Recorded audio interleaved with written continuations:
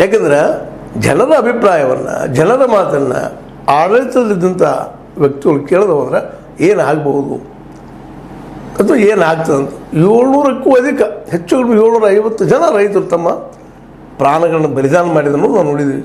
ಅದ್ರ ಬಗ್ಗೆ ಇವತ್ತು ದಿವಸ ನಮ್ಮ ಪ್ರಧಾನಿ ಮೋದಿಯವರಿಗೆ ಒಂದು ಸಣ್ಣ ಇಲ್ಲಪ್ಪ ತಪ್ಪಾಯಿತು, ಅದು ಸಿಂಪತಿ, ಹಿಂಗೆ ಆಗಬಾರ್ದಾಯಿತು ಅಂತ ಮಾತು ಇವತ್ತಿಗೂ ಬರಲಿಲ್ಲ.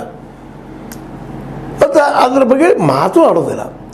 ಇಂಥ ಅನೇಕ ಘಟನೆ 1, 2 ಈ 10 ವರ್ಷಗಳಲ್ಲೇ ಅದು ಇವತ್ತು ಯಾಕೆ ಚರ್ಚೆ ಮಾಡುತ್ತಂದ್ರೆ ಚುನಾವಣೆ ಕೊನೆ ಹಂತಕ್ಕೆ ಬಂದಿದೆ. ಇವತ್ತು ಸಹಿತ ಗೋಧಿ ಮೀಡಿಯಾ ಇನ್ನೂ 400 ಪಾರ್ ಅಂತ ಹೇಳ್ತಾ ಇದ್ದಾರೆ.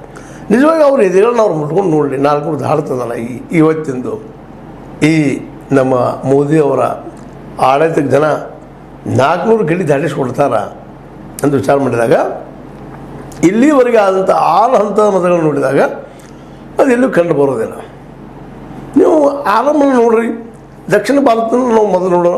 ದಕ್ಷಿಣ ಭಾರತದಲ್ಲಿ ಯಾವಪ್ಪ ಮುಖ್ಯವಾಗಿ ದಕ್ಷಿಣ ಭಾರತಕ್ಕೆ ಎಂಟ್ರಿ ಹೊಡೆದು BJP ಕರ್ನಾಟಕದಿಂದ. ಕಳೆದ ಚುನಾವಣೆಯಲ್ಲೇ 2019 ಎಷ್ಟು ಮಂದಿ ಗೆದ್ದಿದ್ರಪ್ಪ? ಇಲ್ಲೇ 25 ಜನ ಗೆದ್ದಿದ್ರು. ಈ ಸಲ ಎಷ್ಟು ಗೆಲ್ಬೋದು? ಇದನ್ನ ಹೇಗೆ ತಳಸ್ಪರ್ಶಿಯಾಗಿ ವಿಮರ್ಶೆ ಮಾಡಿ ಹೇಳಬಾರ್ದು. ಈಗ ಹೆಂಗಿದು ಮೆಜಾರಿಟಿ ಆಗಲಿಕ್ಕೆ ಸಾಧ್ಯದ BJP ಅನ್ನೋದಕ್ಕೆ ಇಲ್ಲಿ ಉತ್ತರಗಳಿದ್ದಾವೆ. ಇಲ್ಲಿ ಕರ್ನಾಟಕದಲ್ಲೇ ಒಂದು ಕಡೆ ಯಡಿಯೂರಪ್ಪರ ಬಣ, ಇನ್ನೊಂದು ಕಡೆ BL ಸಂತೋಷರ ಬಣ, ಇವ್ರು ನನಗಿಂತ ತಿಕ್ಕಾಡದಿಂದ ಎಷ್ಟು ಕಡಿಮೆ ಅದು. ಅದರಲ್ಲಂತೆ BJP ನಾಯಕತ್ವಕ್ಕೆ, ಸೆಂಟ್ರಲ್ ಗೌರ್ಮೆಂಟ್ಗೆ, ಮೋದಿ ಮತ್ತು ಶಾರ್ ಅವರಿಗೆ ಇಲ್ಲಿ KS ಈಶ್ವರಪ್ಪನ ಕಂಟ್ರೋಲ್ ಮಾಡಲಿಕ್ಕೆ ಆಗಲಿಲ್ಲ, ಯತ್ನಾಳ್ ಅವ್ರನ್ನ ಕಂಟ್ರೋಲ್ ಮಾಡಲಿಕ್ಕೆ ಆಗಲಿಲ್ಲ. ಪ್ರತಾಪ್ ಸಿಂಹ ಎಷ್ಟು ಮಟ್ಟಿಗೆ ವರ್ಕ್ ಮಾಡಿದ್ರು ತಮ್ಮ ಕ್ಷೇತ್ರದಲ್ಲಿ ಅನ್ನೋದು ಇವತ್ತಿಗೂ ಎಲ್ಲರಿಗೂ ಗೊತ್ತಿದ್ದಂಥ ವಿಷಯ ಅದ. ಪ್ರಹ್ಲಾದ್ ಜೋಶಿ ಗೆಲ್ಲಲಿಕ್ಕೆ ಸಾಧ್ಯ ಇದಲ್ಲ.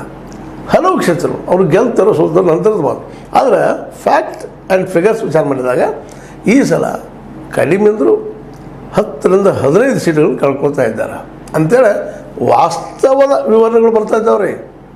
ಇವು ಏನು ಬೋಗಸ್ ಅಂತಲ್ಲ, ಕಣ್ಣಿ ಕಾಣದ ಸದ್ದುಗಳು. ಇದ್ರ ಬಗ್ಗೆನೂ ಮಾತಾಡ್ತಾ ಇಲ್ಲ. ಹೋಗ್ಲಿ ಬಿಟ್ಟು ಕರ್ನಾಟಕ ಬಿಟ್ಬಿಡೋಣ. ಇನ್ನು ಇದನ್ನು ಬಿಟ್ಟರೆ ಇವತ್ತು ಅತ್ಯಂತ ಇನ್ನೊಂದು ದೊಡ್ಡ ಯಾವುದಪ್ಪ ಅದು ಸ್ಟೇಟ್ ಅಂದರೆ ಮಹಾರಾಷ್ಟ್ರ. ಮಹಾರಾಷ್ಟ್ರದಲ್ಲಿ ಮೋದಿಯವ್ರು ಏನು ಮಾಡಿದರು? ಅವ್ರ ಹಳೆಯ ಗೆಳೆಯ ಭಾಳ ವರ್ಷ ಏನಿಲ್ಲ, ಮುಖ್ಯಮಂತ್ರಿ ಸ್ಥಾನ ಸಲ ಬಂದಿದ್ದು ಫಡ್ನವೀಸರಿಗೆ ಕೊಡಬೇಕಂತೇಳಿ ಗುದ್ದಾಡಿದರು, ಮಾಡಿದರು. ನಾವು ಆಗಬೇಕಂತ ಅವ್ರು ಶಿವಸೇನೆಯವರು ಅಂದರು. ಅದು ದೊಡ್ಡದಾಯಿತು, ಕೊನೆಗೆ ಮುರಿದು ಬಿತ್ತದ ಗಾಯತನ. ಕಾಂಗ್ರೆಸ್ನ ವಿರೋಧ ಮಾಡ್ತಾ ಬಂದಂಥ ಅದೇ ಶಿವಸೇನೆ ಕೊನೆಗೆ ಕಾಂಗ್ರೆಸ್ ಜೊತೆಗೆ ಗೆಳೆತನ ಮಾಡಿ ಮಹಾ ವಿಕಾಸ ಗಾಡಿ ಮಾಡ್ಕೊಂಡಿದ್ದು ನಿಮಗೆ ಗೊತ್ತದ. ಇಲ್ಲೇ ಹಳೆಯ ಗೆಳೆಯರಿದ್ದಂಥ ಶಿವಸೇನೆಯನ್ನು ಒಡೆಯುವಂಥ ಪ್ರಯತ್ನ ಮಾಡಿದರು. ಹಾಗೂ ಯಾರು ಖಂಡಿಸಲಿಲ್ಲ ನಮ್ಮ ಗೋಧಿ ಮೀಡಿಯಾದವರು. ಯಾಕೆ ಹೊಡಿಬೇಕಾಗಿತ್ತು? ಓಡಿದ್ರು, ಅಡ್ಡಿಲ್ಲ. ಮತ್ತು NCPನೂ ಓಡಿದ್ರು. ಅದ್ರ ಪರಿಣಾಮ ಏನಾಯ್ತು ಇವತ್ತು? ಅಲ್ಲಿ ಏನು ನಡೆದ ವಸ್ತುಸ್ಥಿತಿ ಹೇಳಬೇಕಲ್ಲ. ಆ ಸಂದರ್ಭದಲ್ಲೇ ಅಲ್ಲಿ ಗವರ್ನರ್ ಇದ್ದಂಥವ್ರು ತಪ್ಪು ಮಾಡಿದ್ರು, ಸುಪ್ರೀಂ ಕೋರ್ಟ್ ಹೇಳಿತು. ಅದ್ರ ಸಹಿತ ಇವತ್ತು ಯಾರೂ ಮಾತಾಡಲಿಲ್ಲ, ಆ ವಿಷಯ ದೊಡ್ಡದು ಮಾಡಲೇ ಇಲ್ಲ. ಕರ್ನಾಟಕದ ಅನೇಕ ಒಳ ಜಗಳಗಳನ್ನು ದೊಡ್ಡದು ಮಾಡಲೇ ಇಲ್ಲ ಎಲ್ಲ ಕಡೆನೂ. ಅದೇ ಕಾಲಕ್ಕೆ ಈ ಗ್ಯಾರಂಟಿ ಬಗ್ಗೆ ಬಂತು, ಚರ್ಚೆ ನೋಡಿದಿರಿ. ಕೇಜ್ರಿವಾಲಿಂದ ಬಂದದ್ದು ಗ್ಯಾರಂಟಿ. ಈ ಗ್ಯಾರಂಟಿ ಏನಪ್ಪ ಮೊದಲು ಏನು ಮಾಡಿದರು ನಮ್ಮ ಮೋದಿಯವರು? ಇದು ಏನಪ್ಪ ಅಂದ್ರೆ ರೇವಡಿ ಲಂಚಪ್ಪ. ಕೆಲವು ಮಾಡಿ ಕೋರ್ಟ್ಗೂ ಹೋಗಿದ್ರು, ಇದು ಲಂಚ ಕೊಟ್ಟ ಆಯ್ಕೆ ಆಗಿದ್ದಾರೆ ಇವರು ಅಂತೇಳಿ. ಸ್ವತಃ ಸುಪ್ರೀಂ ಕೋರ್ಟ್ ಹೇಳ್ತದೆ ಪ್ರತಿಯೊಂದು ಪಕ್ಷಕ್ಕೂ ಏನು ಮಾಡಬೇಕಾಗಿದೆ, ಜನಕ್ಕೆ ಏನು ಕೊಡಬೇಕಾಗಿದೆ ಹೇಳುವಂಥ ಹಕ್ಕು ಅವ್ರಿಗದ. ಅದನ್ನು ಹಸ್ತಕ್ಷೇಪ ಮಾಡಲಿಕ್ಕೆ ಆಗೋದಿಲ್ಲ ಅಂತ. ಹೌದ್ರಿ, ಅವ್ರು ಫ್ರೀ ನೀರು ಕೊಡ್ತಾರ, ಫ್ರೀ ಎಜುಕೇಷನ್ ಕೊಡ್ತಾರ, ಅದೇ ಕಾಲಕ್ಕೆ ಅವ್ರಿಗೆ ಏನೋ ಆಹಾರ ಕೊಡ್ತಾರ. ಏನು ತಪ್ಪದ್ರಿ? ಅವ್ರನ್ನ ಅವ್ರ ಮನೆಯಿಂದ ಕೊಡೋದಿಲ್ಲ. ಕೊಡ್ತಾರೇನ್ರಿ? ಯಾರ್ಯಾರ ಮನೆಯಿಂದ? ಮೋದಿಯವರು ಅವ್ರ ಮನೆಯಿಂದ ಕೊಡೋದಿಲ್ಲ, ಸಿದ್ದರಾಮಯ್ಯವ್ರು ಅವ್ರ ಮನೆಯಿಂದ ಕೊಡೋದಿಲ್ಲ. ಜನರಿಗೆ ಒಂದು ಅನುಕೂಲ ಆಗಲ್ಲ ಅಂತೇಳಿ ಮಾಡಿದಾರಪ್ಪ. ಅದು ಯಾಕೆ ಮಾಡಿದರು? ಯಾಕಂದ್ರೆ ತಪ್ಪು ಇವ್ರದ್ದು, ಆಡಳಿತಗಾರರ ತಪ್ಪದ. ಏನು? ಇವರು ಉದ್ಯೋಗ ಸೃಷ್ಟಿ ಮಾಡಿಲ್ಲ ಮಕ್ಕಳಿಗೆ ದುಡಿಯುವಂಥ, ಇಲ್ಲಿಯೇ ಜನಕ್ಕೆ ದುಡಿಯುವಂಥ ಒಂದು ಉದ್ಯೋಗನ ಕೊಡುವಂಥ ಶಕ್ತಿ ಯಾವ ಸರ್ಕಾರವೂ ಮಾಡಿಲ್ಲ. ಮತ್ತು ಆ ಜನ ಬದುಕಬೇಕಲ್ರಿ ಹೇಗೆ ಅಂದಾಗ ಈ ಒಂದು ಹೊಸ ಕಾನ್ಸೆಪ್ಟ್. ಇದಕ್ಕೆ ಮೊದಲು ಏನು ಮಾಡ್ತಿದ್ವಿ ನಾವೆಲ್ಲರೂ?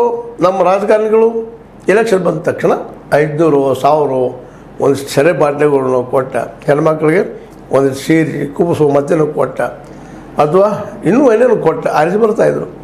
ಈ ಸಲ ಏನು ಮಾಡಿಬಿಟ್ರಪ್ಪ ಅದು ಕೇಜ್ರಿವಾಲ್ ಹಿಂಗೆ ಕೊಡೋದೇ ಬೇಡ, ರೆಗ್ಯುಲರ್ ಆಗಿ ಅವ್ರಿಗೆ ತಿಂಗಳಿಗೆ ಲೈಟ್ ಬಿಲ್ಲ ಫ್ರೀ, ನೀರ ಫ್ರೀ, ಮಕ್ಕಳ ಎಜುಕೇಷನ್ ಫ್ರೀ.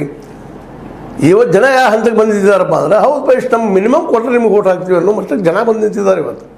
ಯಾಕಂದ್ರೆ ಜನರಲ್ಲೇ ಇವತ್ತು ಉದ್ಯೋಗ ಇಲ್ಲ. ಹೋಗಿ ದುಡಿದ್ರೆ ಮುಂಜಾನೆ ಸಾಯಂಕಾಲ ದುಡಿದ್ರೆ ಎಷ್ಟು ಕೊಡ್ತಾರಪ್ಪ ಇವತ್ತರ ಪ್ರೈವೇಟ್ದಲ್ಲೇ 300, 400, 500 ಕೊಟ್ಟರೆ ದೊಡ್ಡ ಪೇಮೆಂಟ್ ನಾವು. ಮಾರ್ಕೆಟ್ ಹೆಂಗದ ರೀ? 500 ರೂಪಾಯಿ ಹೋದ್ರೆ ಪ್ಯಾಟಿಗೆ ಹೋದ್ರೆ ಏನು ಬರ್ತದೆ ನಿಮಗೆ? 50 ರೂಪಾಯಿ ಅಥವಾ 60 ರೂಪಾಯಿ ಕಿಲೋ ಅಕ್ಕಿ, ಜೋಳ, ಗೋಧಿ. ಅಕ್ಕಿ ಎಷ್ಟು ಕೊಡ್ತಾನೆ ಜೋಳ? ಅಕ್ಕಿ ಕೊಟ್ರೆ ಮುಗಿದೋಗಿ ಬಿಡಿದ್ರಿ. 500 ಅಕ್ಕಿ ಕೊಟ್ರೆ ಒಬ್ಬ ಮನುಷ್ಯ ಒಂದು ತಿಂಗ್ತಾನೆ ಊಟ ಮಾಡ್ತಾನ? ಅಕ್ಕಿಗೇನು ಬೇಕು? ಖಾರದ ಬೆಲೆ ಏನು? ಮೆಣಸಿನಕಾಯಿ ಬೆಲೆ ಏನು? ಉಪ್ಪಿನ ಬೆಲೆ ಏನು? ಯಾವ್ದು ಸರಿ ಅದ ರೀ ಬದುಕುದ ಹೆಂಗೆ?